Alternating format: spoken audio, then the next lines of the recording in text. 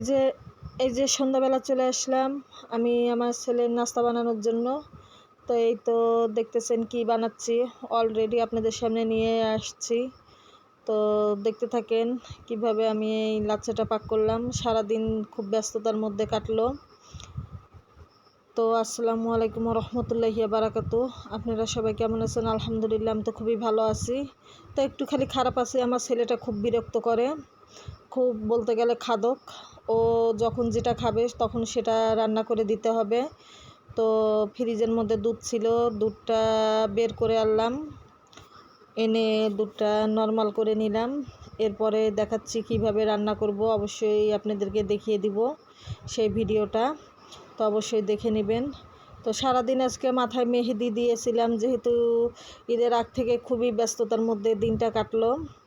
আজকে একটু free time ছিল, তো সারাদিন মেহেদি দিয়ে বসেছিলাম, এর ফাঁকে তো কাজগুলো করছি।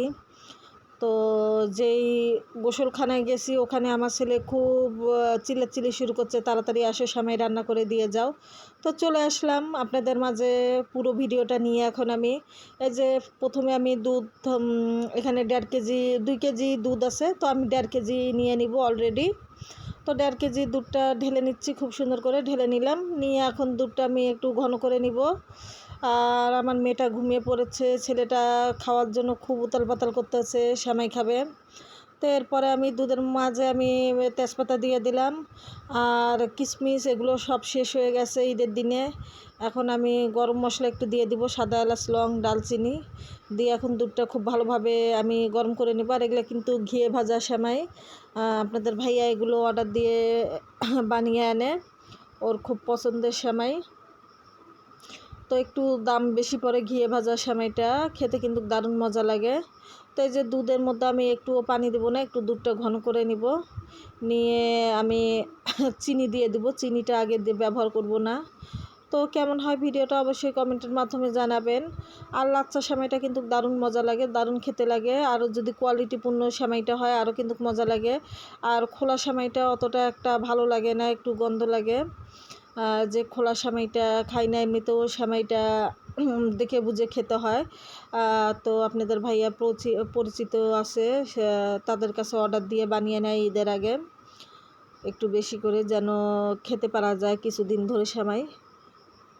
তো এখানে 2টা চাকা নিয়ে নিয়েছি আমি লাচ্চার, এই 2টা চাকা আমি রান্না করে দিব আমার ছেলেকে। এই যে সন্ধ্যা লেগে গেছে, কিন্তু সন্ধ্যা লেগে গেছে, এখন ওকে নাস্তা দিতে হবে আমাকে, নয়তো ভাত দিতে হবে। তো ভাত দেবো না, সেমাইটাই দেবো ভাবলাম, সেমাইটা রান্না করলে সবাই খেতে পারবে। এরপরে একটু বের হলাম, আমার হাঁসের বাচ্চা আছে সেগুলো তুলে থুয়ে আসলাম। আর দুধটাও আমার প্রায় কিন্তু গরম হয়ে গেছিলো, চিনি দেওয়া হয়েছিল, ঠান্ডা করে আমি সেমাইটা দিচ্ছি। আর আমি বরাবর সেমাই রান্না করলে দুধ গরম করে ঠান্ডা করে তারপর আমি কিন্তু সেমাই লাচ্চাটা দেই। এতে করে কিন্তু আমার লাচ্চাটা আর ভাঙে না, খুব সুন্দর একদম গোটা গোটায় থাকে, খেতেও কিন্তু অনেক মজা লাগে। তো কেমন হয় অবশ্যই জানাবেন। লাচ্চাটা তো খেতে অনেক মজা লাগে, অনেক লোভনীয় একটা সেমাই, লাচ্চা সেমাই। আর যদি হয় নিজের পছন্দ মতো সেমাইটা।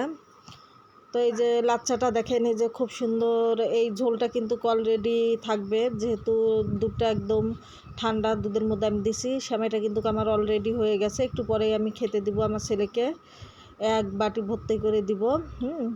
তো কেমন হয়েছে সেমাই রান্নাটা অবশ্যই একটু কমেন্টে জানাবেন। আর তেমন ভিডিও নেওয়াও হচ্ছে না, যেহেতু ঈদের দিনে আমি মাংস রান্না করেছিলাম 8 থেকে 10 কেজি। আমি সেই মাংস গরম করতেছি আর দিচ্ছি, আর গরম ভাতের সাথে দিয়ে দিচ্ছি, সেগুলোই খাচ্ছে। আর কাচ্চি করেছিলাম, সে কাচ্চিটাও এখনও ফ্রিজে আছে, সেগুলোও খাচ্ছে, যার যেটা মন চাচ্ছে। তো আজকে